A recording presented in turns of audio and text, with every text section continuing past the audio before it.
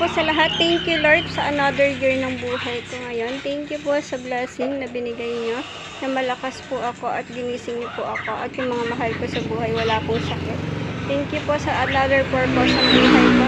Alam ko may plano pa kayo sa buhay ko, kaya binigyan niyo pa ako ng another year ngayong araw na to. Thank you po kasi nakarating ako sa 29 years old birthday ko ngayong October.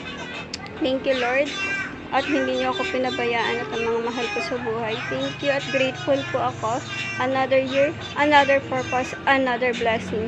Thank you at may pagsasaluhan kami ngayon. Thank you at araw-araw niyo kaming ginagabayan at binibigyan ng ng mga blessing para sa abang araw-araw namin pamumuhay. Thank you Lord at ito'y binubulong ko sa pangalan ni Jesus. Amen.